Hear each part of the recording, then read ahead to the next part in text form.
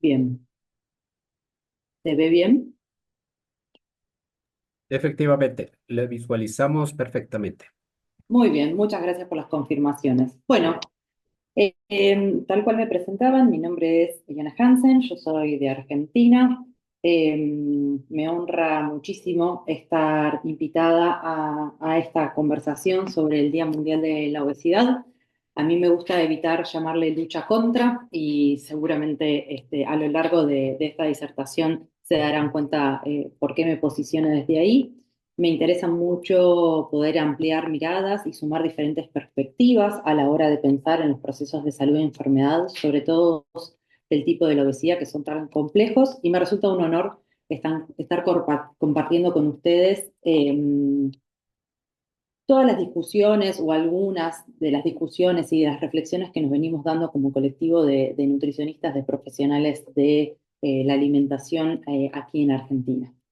Sin más preámbulos, sí me gustaría compartirles que en mi declaración de conflictos de interés me parece siempre una buena práctica que los y las profesionales que hablamos en instancias públicas así masivas declaremos dónde trabajamos y demás. Bueno, por mi parte no recibo ningún tipo de financiamiento o de apoyo de ningún miembro ni entidad de la industria, ni de alimentos, ni de nutroterápicos, ni ninguna otra industria. Me desarrollo como consultora de organismos internacionales en este momento y como docente de varias universidades nacionales de aquí de Argentina. Para comenzar, me gustaría, eh, mi ponencia habla de diversidad corporal y me gustaría eh, compartir algunas conceptualizaciones y plantear algunos puntos de encuentros, algunos puntos en común para que estemos pudiendo conversar sobre algunas temáticas comunes. Cuando hablamos de las corporalidades, hablamos básicamente de los cuerpos, ¿no? Y cuando hablamos de los cuerpos, no podemos dejar de pensar que los cuerpos son construcciones sociales. Son los cuerpos aquellos que atraviesan un proceso de salud, de enfermedad, de atención y cuidado. Y cada una de estas construcciones sociales, cada una de estas corporalidades es una vivencia singular, es una vivencia única, que nos hace únicos a cada una de las personas, pero que siempre se da en relación necesariamente con otras personas. Y es en el conjunto, ¿no?, de interacciones que se inscriben básicamente lo que se espera de estos cuerpos, cuáles son nuestras expectativas, cuáles son los mandatos, cuáles son los prejuicios, y sobre lo que se considera entonces eh, saludable, lo que se considera bello, lo que se considera correcto, lo normal. Parece importante pensar en socialmente cómo se representa en nuestra sociedad un cuerpo sano, si pensamos en las representaciones sociales, si pensamos inclusive en googlear, ¿no?, en imágenes, cuerpo saludable, qué tipo de cuerpo nos aparece, qué tipo de cuerpos nos imaginamos, cómo nos imaginamos los cuerpos sanos, qué características tienen, cómo representamos inclusive a un cuerpo enfermo, por ejemplo. Y en relación a esto siempre me interesa mostrar este tipo de imágenes eh, que nos preguntan básicamente esto, ¿no? ¿Qué podemos saber al ver un cuerpo y realmente cuánto suponemos? En estas imágenes, que para mí son muy interesantes, lo que vemos son cuatro figuras, podemos decir que son cuatro figuras femeninas, y básicamente por la vestimenta nos podemos dar cuenta que son personas que están en alguna instancia de competición, probablemente de alta competición. En la imagen de la izquierda se ve una persona muy fibrosa, que parece que por lo que dice ahí, hace atletismo. La persona de la derecha podríamos pensar que es una persona, como dice ahí, digo, realiza maratones y vemos una persona adelgazada. Podríamos pensar, ¿no?, en una persona adelgazada, en el puedo suponer. Y lo que me interesa es que nos imagináramos, que nos hubiésemos imaginado de estas dos personas que están en el centro si las viéramos en otro ámbito, si las viéramos inclusive con otras vestimentas, ¿no? En el juego de suponer, si hubiésemos supuesto lo mismo de estas corporalidades, inclusive, por ejemplo, en otras épocas. Y me parece interesante porque solemos ver los cuerpos, solemos pensar en que pueden hacer estas corporalidades y asociarlas con estilos de vida, con hábitos saludables o no saludables, inclusive suponer qué comen estas personas, cómo se alimentan, cuáles son sus gustos, Y muchas veces son cuestiones que suponemos y que no pesquisamos, no preguntamos, no abordamos en una consulta, en un grupo, ¿no? Como muchas veces damos por supuestas determinadas cuestiones. De hecho, son parte de las representaciones sociales, ¿no? Por lo general, este tipo de imágenes hacen a la teoría del sentido, ¿no? A esta idea de lo que se conforma a lo largo de la vida, estas representaciones que no existen de forma aislada, sino que se van encajando en lo que se espera de estos cuerpos. Es interesante pensar, bueno, en esto, ¿no? Como realmente qué hubiese pasado en otra época si viéramos este tipo de cuerpos. Y ahí me parece que es importante pensar no solamente en clave histórica, perdón, en clave social, como recién decíamos, sino también en una clave histórica, entendiendo como parte de la contextualización, ¿no? Cuando hablamos de este tipo cuando vemos este tipo de imágenes que muestran en pantalla, lo que estamos viendo son eh, cuerpos que claramente, digo, el de la izquierda, no podemos decir que es un cuerpo que en este momento consideraríamos un cuerpo bello, ni tampoco un cuerpo saludable, ¿sí? En el estereotipo, en lo normado, en lo que se espera de. Pero básicamente lo que nos demuestra esta Venus de Whole Face, que es la primera imagen que se encuentra, que es una figura tallada en marfil, nos demuestra que no siempre la delgadez se asoció a lo saludable y no siempre se asoció a lo bello, a lo deseable. Esta es la primera representación de una figura humana. Pueden ver la voluptuosidad de su panza, de sus senos, las grandes caderas, ¿sí? Es una imagen que básicamente era deseable y por eso se realizó y se dejó hacia la posteridad tallada en una figura de marfil. Y vemos cómo esa figura y esa imagen corporal se va modificando a lo largo de la historia y vemos la Venus de Milo, que es bastante más parecida a la actualidad. Inclusive también podemos pensar en representaciones sociales eh, no tan alejadas en el tiempo y para ver esto de bueno, hay un tónico que se vendía en los años 70 en Colombia que era para añadir peso corporal y para no verse, según esta publicidad, con un aspecto flaco o delgaducho. Vemos cómo dependiendo de la historia, dependiendo de los territorios, lo que se va considerando bello y lo que por ende también muchas veces se considera saludable en ese binomio, no ocupa el mismo tiempo, la misma ocupación dentro de las mentes. En el contexto actual, y esto me parece fundamental que lo podamos eh, pensar, existen dos conceptos que dentro de la cultura y la sociedad se promueven básicamente formas que son muy estandarizadas de pensar los cuerpos y los sujetos que habitamos estos cuerpos. Podemos pensar en dos conceptos que son claves, que a mí me resultan claves y que, digo, no es algo que yo haya inventado, sino hay un montón de bibliografía, sobre todo con perspectiva de género, hablando de esto, que tienen que ver con la cultura de la dieta y la violencia obstétrica.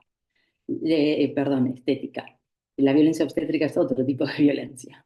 La cultura de la dieta es básicamente el conjunto de creencias que giran en torno a la idea de que hay cuerpos que son más valiosos y estos son los cuerpos delgados y que son cuerpos que per se entienden como cuerpos saludables, que comer sano es básicamente el equivalente a realizar una dieta, y esto me parece muy importante a los fines a los fines de las personas que hoy se convocan, que la mayoría son profesionales de salud, y que la idea de realizar una dieta es aquella que nos permita tener un peso ideal.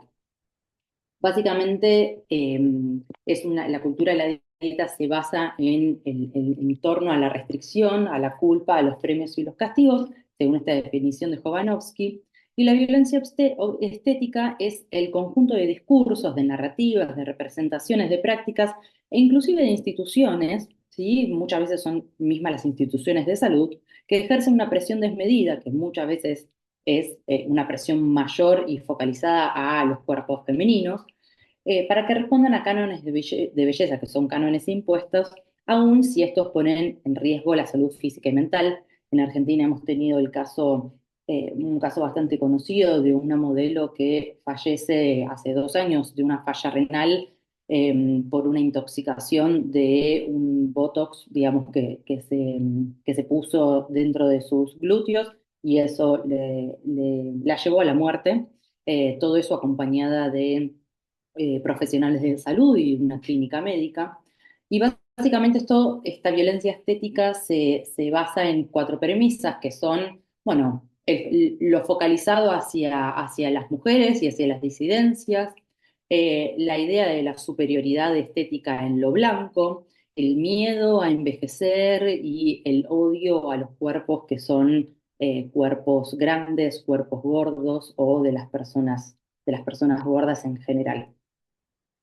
En relación a esto que comentaba hace un ratito de la idea de la cultura de la dieta, nos aparecen muchas veces en los relatos eh, esto de que comer sano es lo mismo que hacer dieta y me parece un paréntesis muy importante de hacer, porque estos son resultados de un estudio que se hizo acá en Argentina a raíz de la ley 27642 de promoción de la alimentación saludable, o sea, la conocida como etiquetado parental, y lo que nos fuimos dando cuenta en ese estudio, lo que podemos observar es que muchas veces las personas entienden que comer sano es hacer dieta, o sea, una dieta restrictiva o una dieta que está asociada a estas ideas de culpa, de restricción, de premio, de castigo, de que hay alimentación que está bien y hay alimentación que está mal, y que básicamente esta idea tiene un marcado sesgo de género, pero sin embargo está presente en todas las edades y en clases sociales, y ahí podemos ver, no me quiero detener en leerles los ejemplos,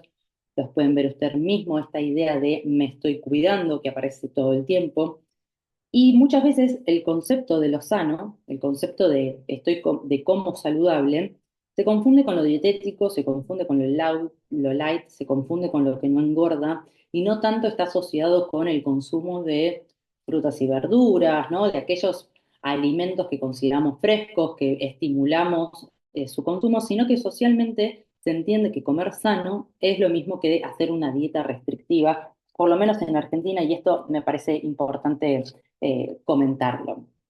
A los fines también de poder compartir otra conceptualización. En Argentina se está trabajando mucho con dos conceptos, o se venía trabajando mucho con dos conceptos que son básicamente la idea extendida, muy extendida que tenemos entre profesionales de la salud, que es el pesocentrismo, esta centralidad que le damos al peso como un factor que es determinante de la buena o de la mala salud, que muchas veces se ve reflejado en los servicios de salud, donde las personas gordas suelen recibir una atención médica o una atención terapéutica desde una perspectiva que termina siendo muy reduccionista y que conlleva muchas veces a poner en riesgo la atención de la salud o a generar nuevos padecimientos o a acrecentar el existente.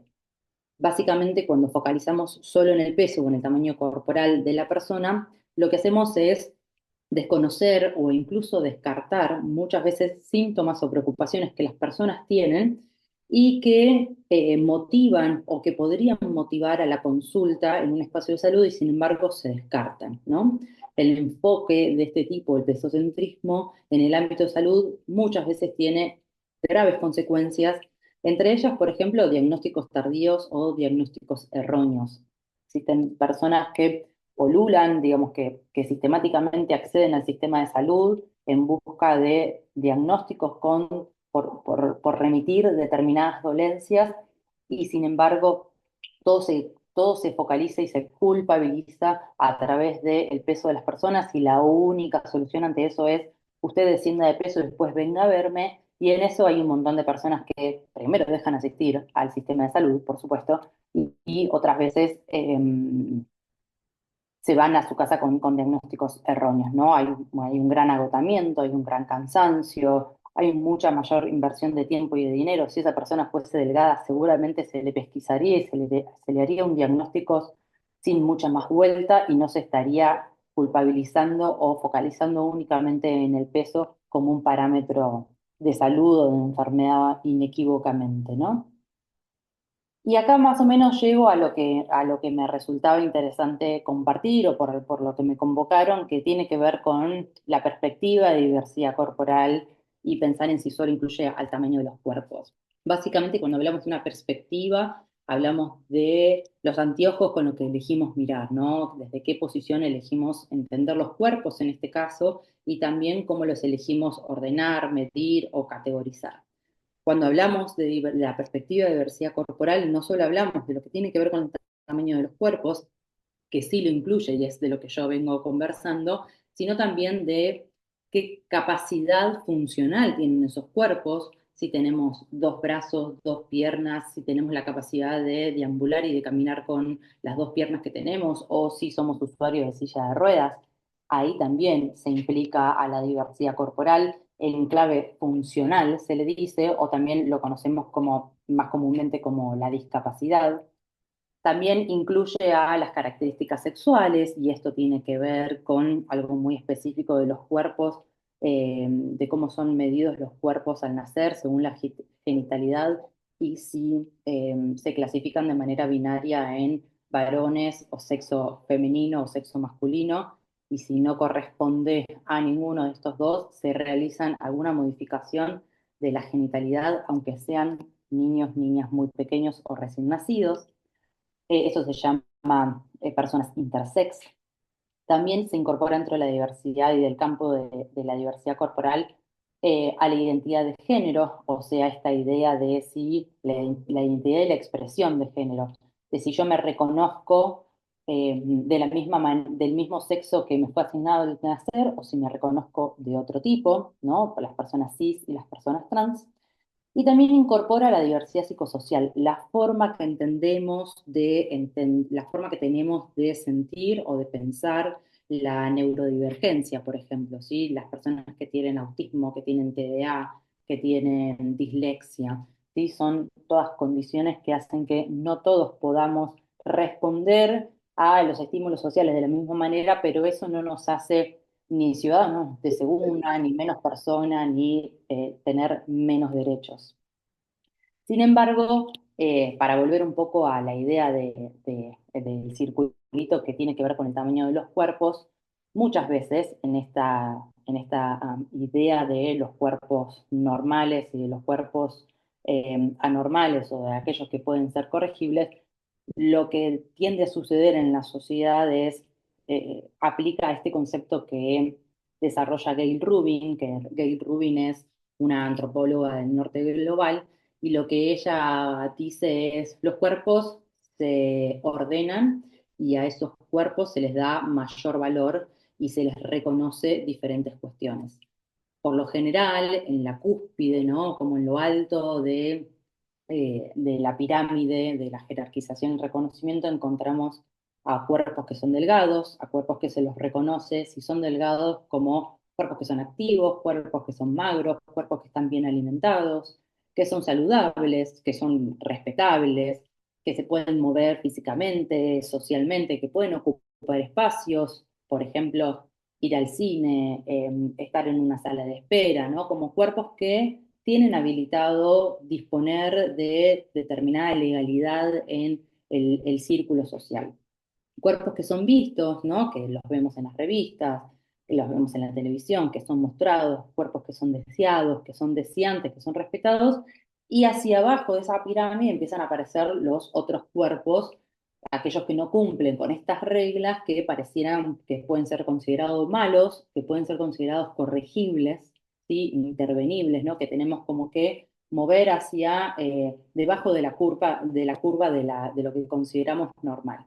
En el piso de esta jerarquización y reconocimiento, en el piso de esta pirámide, encontramos a los cuerpos gordos, cuerpos que son castigados con el reconocimiento de lo sedentario, de la vagancia, de la inactividad, de la desprolijidad, de la mala alimentación y del descuido, aunque no sepamos nada de esa persona en sí. Si uno googlea sedentarismo, lo que va a aparecer es una persona gorda tirada en un sillón comiendo productos ultraprocesados, como si una persona delgada no pudiera ser sedentaria, como si una persona, ¿no? Como entre todas esas asociaciones que son muy, muy, muy lineales. Y en este sentido aparece un concepto que para mí es bastante interesante, que tiene que ver con el sesgo de peso, que entiendo que lo van a tratar a lo largo del día de hoy.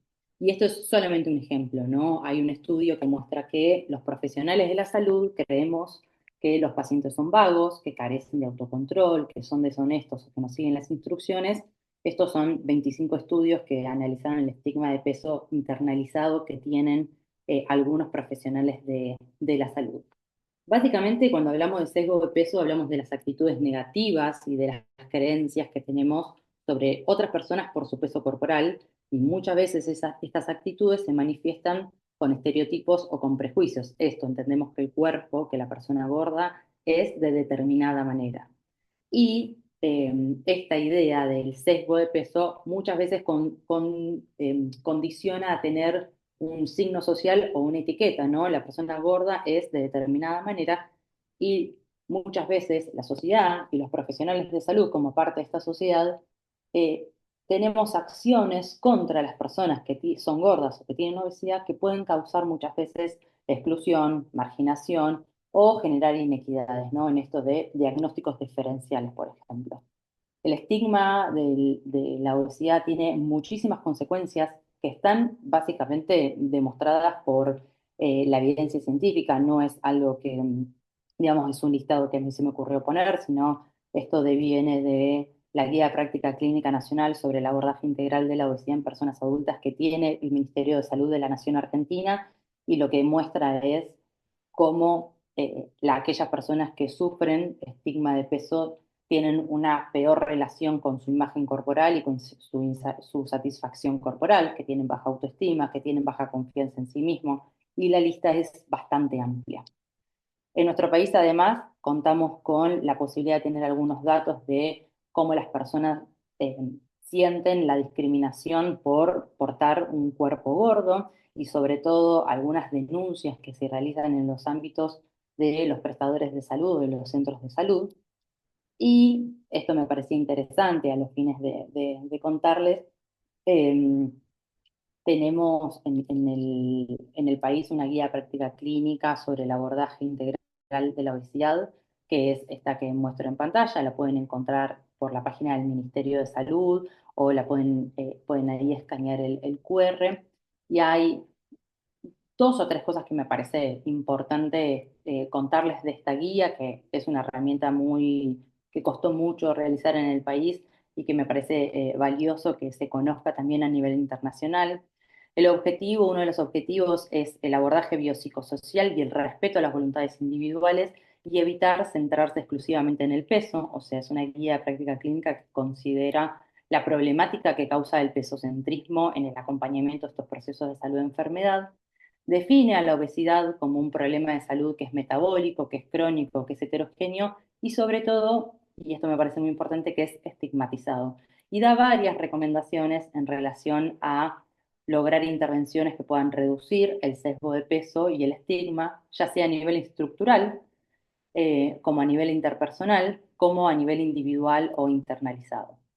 Los y las invito a que puedan acceder a este material para no robar tiempo a quienes vienen después en esta conversación, pero que lo puedan leer, que puedan ver las recomendaciones que tienen en relación al lenguaje respetuoso para la persona, a las imágenes no estigmatizantes, los bancos de imágenes que se proponen, evitar suponer sobre las cosas que hacen o no las personas, pedir permiso para saber si la persona desea hablar de su peso, centrarnos en la persona y no en la condición, ¿no? Esto que muchas veces hablamos de obesos y obesas y no personas con obesidad o personas gordas, ¿no? Las personas muchas veces prefieren llamarse de distintas maneras.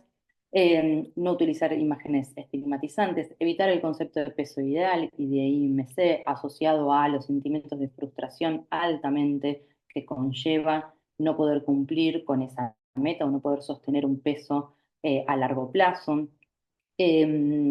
Evaluar la angustia psicosocial, evaluar el deseo y la posibilidad de la persona para realizar un tratamiento, evitar usar únicamente el índice de masa corporal como parámetro de diagnóstico y combinarlo con al menos otra evaluación más como la circunferencia de cintura. Bueno, es muy larga la guía de práctica clínica, estas son algunas de las recomendaciones. La voy a dejar ahora el link por si alguien no llegó a verla. Muchas gracias.